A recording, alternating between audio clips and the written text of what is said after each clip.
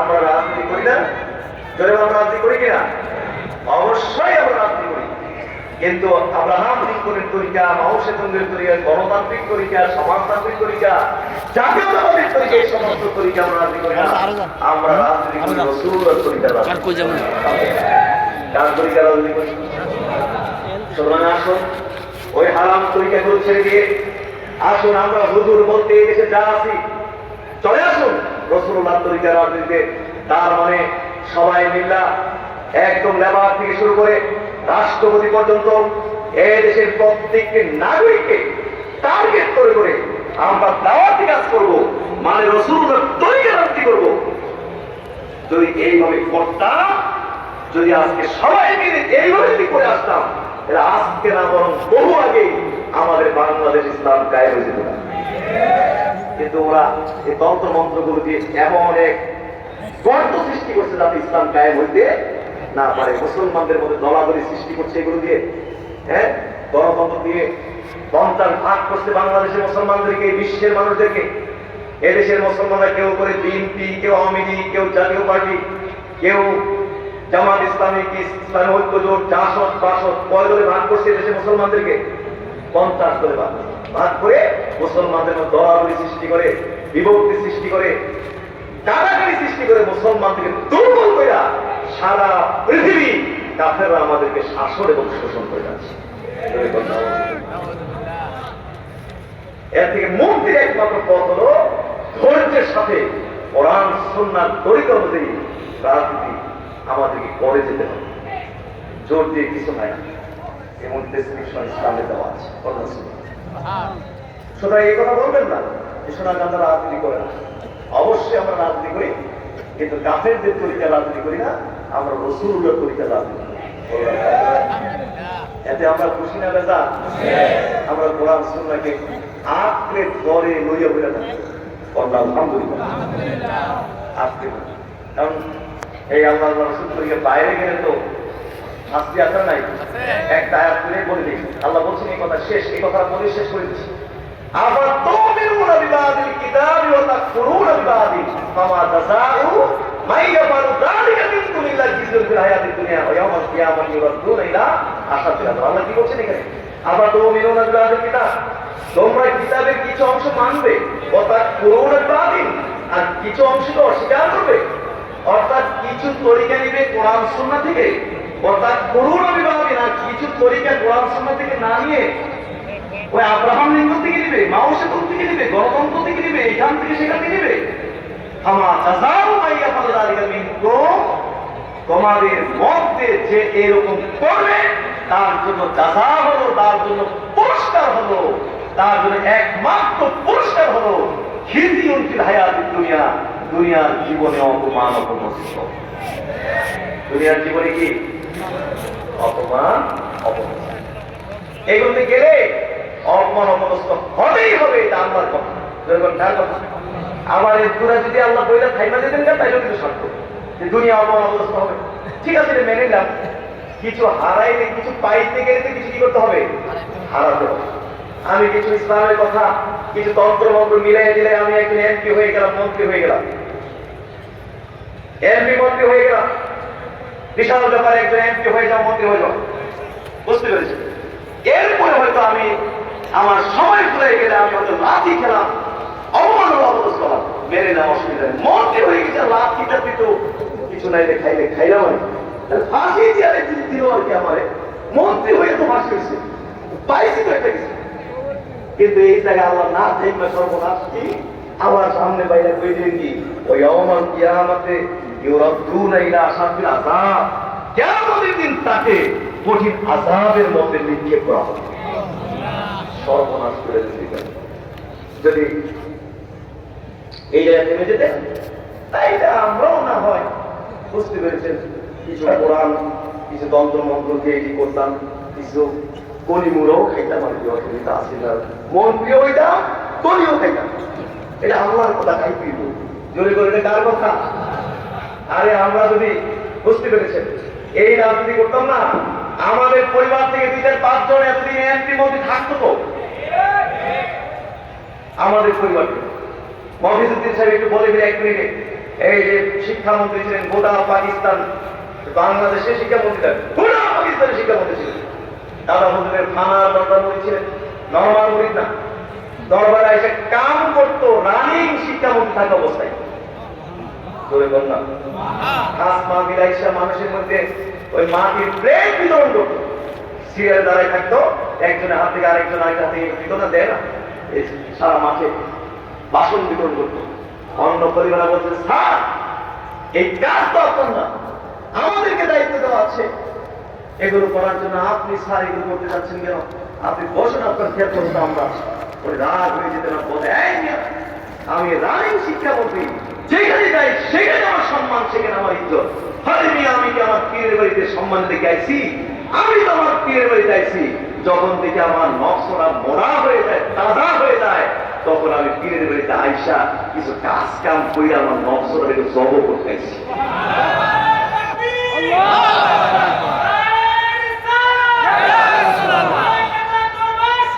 জিন্দাবাদ জিন্দাবাদ জিন্দাবাদ জিন্দাবাদ। দাদা হুজুরের এই মুরিদ মন্ত্রী, তিনি দাদা হুজুরকে এক রাজনৈতিক প্রোগ্রামে দাওয়াত দিয়েছিলেন, বুঝতে পেরেছেন? দাওয়াত দিয়েছিলেন, সেখানে তৎকালীন সময়ে এমপি মন্ত্রীরা ছিলেন, বুঝতে পেরেছেন? দাদা হুজুরকে সভাপতি ছিলেন, দাদা হুজুর রহমাতুল্লাহ সভাপতির বক্তব্য দিয়েছিলেন। এমন সারগর্ভ অর্থবহ এই ভারতবর্ষের রাজনৈতিক প্রেক্ষাপটকে সামনে রেখে এমন অর্থবহ বক্তব্য রেখেছিলেন। এমপি মন্ত্রী উপস্থিত যারা ছিলেন সবাই দাদা হুজুরকে অফার করেছিলেন যে হুজুর আপনি এত বিচক্ষণ, আপনার মতো বিচক্ষণ ব্যক্তি রাজনীতির মধ্যে আসা দরকার। আপনি যদি রাজে থাকেন, সম্মত হন, তাইলে আমরা রাজনীতির মধ্যে আপনাকে একটা সম্মানের জায়গা করে দেব, যদি আপনি রাজনীতি। দাদা হুজুর সেদিন বলেছিলেন, আমার দেশে রাজনীতি করার মতো লোকের কোনো অভাব নাই, কিন্তু আমার এলাকা অন্ধকার। আমার এলাকার মানুষ দিন চেনে না, ইসলাম চেনে না, নামাজ চেনে না, আমার এলাকা অন্ধকার। অতএব আপনারা রাজনীতি নিয়ে থাকেন আর আমাকে দিনের লাইনে কাজ করার সুযোগ দেন। দাদা হুজুর রহমাতুল্লাহ যদি সেই 75 বছর আগে এই প্রস্তাব গ্রহণ করতেন, আর 75 বছর ধরে যদি আমাদের পরিবার এই রাজনীতি করতেন, একটানা 75 বছর পর্যন্ত রাজনীতি করতেন আমাদের পরিবার, তাইলে তো আশা করি যে আমাদের পরিবার থেকে এই পর্যন্ত 2-5 জন এমপি মন্ত্রী থাকতো। এমপি ওইটাও, মন্ত্রী ওইটাও, আবার কোনি মুড়াও খাইতাম। কি বলেছে আল্লাহর কথা, কার কথা? ইল্লা খিজিউন ফিল হায়াতিদ দুনিয়া, দুনিয়ার জীবনে তার জন্য রয়েছে অপমান, অবদস্ত, ভয়ানক কিয়ামতে ওয়াদুনা ইলা আশাদ্দিল আযাব। এখানে শেষ না, আবার কিয়ামতের দিন তাকে কঠিন আযাবের মধ্যে নিক্ষেপ করা হবে। তাহলে এই ওই যারা করবে না, মাটির উপর লাথি খেতে হবে মাস, আবার মাটির নিচে গিয়েও কি আছে? লাথি আছে। এটা কোরআনের কথা, বুঝতে পেরেছেন? ইসলামের কথা, কোরআন সুন্নাহর কথা। অতএব আমরা অবশ্যই রাজনীতি করি, আমাদেরকে আজে বাজে কথা বলবেন না এবং আমাদেরকে হারামের সাথে জড়িত করার চেষ্টা করবেন না। আমরা অবশ্যই রাজনীতি করি, কিন্তু আব্রাহাম লিঙ্কনের তরিকায় না, মাও সেতুঙ্গের তরিকায় না, কালমা লেনিন, গণতান্ত্রিক সমাজতান্ত্রিক ধর্মের ইত্যাদি এই সমস্ত তরিকায় রাজনীতি করি না। অবশ্যই রাজনীতি করি, আমরা রাজনীতি করি আল্লাহ এবং আল্লাহর রসুলের তরিকার রাজনীতি। সবাই বলুন, এতে আমরা খুশি না বেজা? আমরা আঁকড়ে নিয়ে কোরআন সুন্নাহকে নিয়ে পড়ে থাকবো এবং ইহকালে পরকালে ইনশাআল্লাহ আমাদের কামিয়াবি হবে যদি আমরা কোরআন সুন্নাহর উপরে থাকতে পারি। কি বলে, ঠিক না? হাজির, যাই হোক, আমার কথা শেষ। তাহলে কি বলছিলাম? আমরা 5 ওয়াক্ত নামাজ হেফাজত করবো, রাজি আছি সবাই? ইনশাআল্লাহ। 5 ওয়াক্ত নামাজ হেফাজত করতে রাজি আছি ইনশাআল্লাহ। বলুন সুবহানাল্লাহ, আল্লাহুম্মা আমিন। আমলের মধ্যে ত্রুটি থাকলো, আপনার যদি 100% নামাজ ঠিক হয়ে যায়, বাকি ওই দিয়াতে বেশি করে দেখা হবে না। বলবেন যে নামাজ যখন ঠিক আছে, বাকি সবই কি আছে? যা তুই পার হয়ে দেখা কোনটা যাবি, তুই যা, তুই ফেরটা বসে যা। والذين هم على صلواتهم حافظون أولئك هم الوارثون الذين يرثون الفردوس هم فيها খালিদুন কন্যা সুবহানাল্লাহ। এই জন্য 5 ওয়াক্ত নামাজ ইবাদত করবেন। সামনে রমজান মাস আসতেছে, ইনশাআল্লাহ আপনারা খুশি না বেজার? জি। রহমত আসতেছে নাকি গজব? রহমত জোরে কন্যা রহমত না গজব? রহমত প্রস্তুতি আছে তো? ইনশাআল্লাহ রেডি তো?